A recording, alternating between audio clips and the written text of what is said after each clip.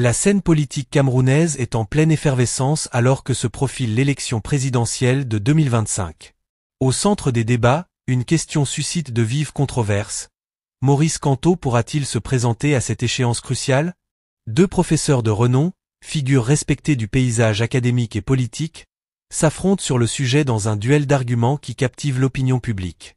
D'un côté, Jean-Calvin Abaa Oyono, constitutionnaliste chevronné, estime que la candidature de Kamto est légalement possible. De l'autre, Mathias Eric Owonangini, politologue influent, s'érige en rempart contre cette interprétation qu'il juge erronée. Entre lectures divergentes de la Constitution et interprétation du Code électoral, la bataille fait rage et pourrait bien redessiner le paysage politique du Cameroun.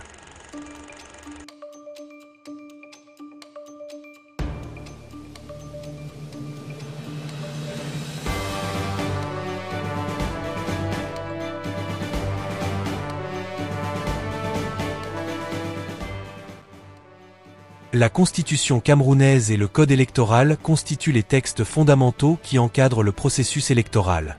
Selon les dispositions en vigueur, un candidat à la magistrature suprême peut se présenter de deux manières. Soit en obtenant l'investiture d'un parti politique disposant d'élus dans les institutions du pays, soit en se présentant comme indépendant après avoir recueilli 300 signatures d'élus et de chefs traditionnels.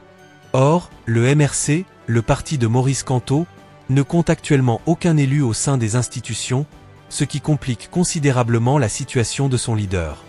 Jean-Calvin Abaa Oyono fonde son argumentaire sur une disposition constitutionnelle qu'il considère comme un élément clé.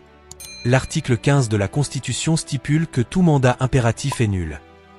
À ses yeux, cela signifie que les élus ne représentent pas uniquement leur parti, mais bien la nation tout entière.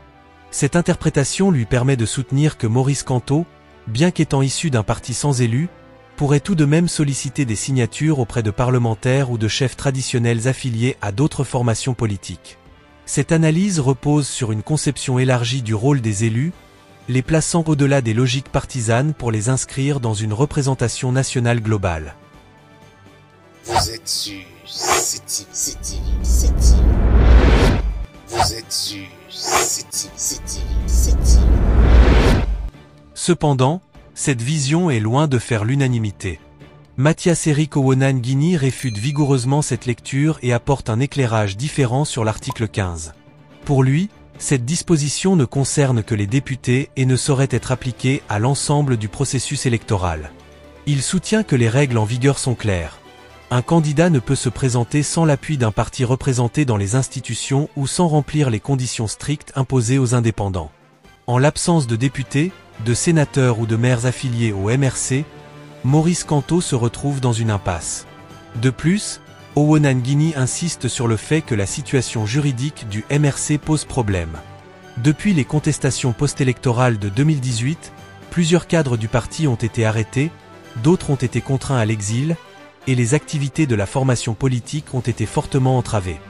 Dans ces conditions, la faisabilité d'une candidature de Kamto devient encore plus incertaine. Vous êtes sur CTV. Vous êtes sur CTV.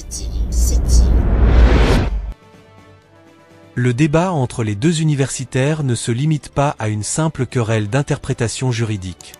Il traduit en réalité des enjeux politiques profonds qui dépassent le cadre strict de la légalité. Maurice Kamto reste une figure majeure de l'opposition camerounaise, et toute décision concernant sa candidature aura des répercussions sur l'ensemble du jeu politique national. Loin d'être un simple exercice intellectuel, cette controverse pourrait bien influencer l'issue de l'élection et le climat politique des mois à venir. D'ailleurs, la question ne se pose pas uniquement sur le plan juridique. Le Conseil constitutionnel, seule instance habilitée à trancher définitivement, n'a pas encore été saisi officiellement sur la question. En attendant, l'incertitude demeure et alimente les tensions. D'un côté, les partisans de Kamto se mobilisent et réclament son droit à concourir. De l'autre, les tenants du pouvoir restent fermes sur leur position, arguant que les règles doivent être respectées sans aucune interprétation biaisée.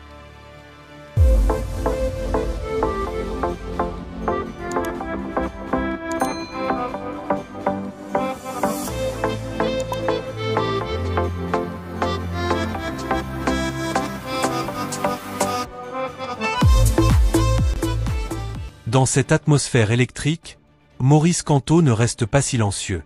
Conscient des enjeux, il a récemment adressé un message fort à ses partisans, leur demandant de rester prêts à riposter en cas de tentative d'exclusion de la course électorale. Cette déclaration, perçue comme un appel à la résistance, a fait l'effet d'une détonation dans l'arène politique. Le gouvernement, de son côté, observe la situation avec attention. Toute montée de tension pourrait déboucher sur des mesures répressives, comme celles qui ont suivi la présidentielle de 2018. Dans les coulisses, les négociations vont bon train, certains espérant un apaisement, d'autres redoutant une confrontation. Le climat politique reste donc marqué par une incertitude grandissante, renforcée par les nombreux défis auxquels le Cameroun fait face. Crise économique, insécurité dans les régions anglophones et tensions sociales croissantes.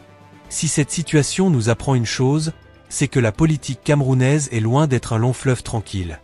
Comme le dit un proverbe africain, quand deux éléphants se battent, c'est l'herbe qui souffre. Dans cette bataille d'interprétation et de stratégie, le peuple camerounais observe, attend et espère un processus électoral juste et transparent. Pour l'heure, la question reste ouverte et chacun attend la suite des événements. Le Conseil constitutionnel finira-t-il par être saisi ? Maurice Kamto trouvera-t-il un moyen de contourner les obstacles légaux ? Ou bien cette controverse marquera-t-elle la fin prématurée de ses ambitions présidentielles ? Dans tous les cas, une chose est sûre. L'élection présidentielle de 2025 sera l'une des plus scrutées de l'histoire récente du Cameroun. Pour ne rien manquer des développements à venir, restez connectés à CTV et abonnez-vous dès maintenant. L'information, c'est le pouvoir, et chez CTV, nous nous engageons à vous le transmettre sans filtre, sans détour.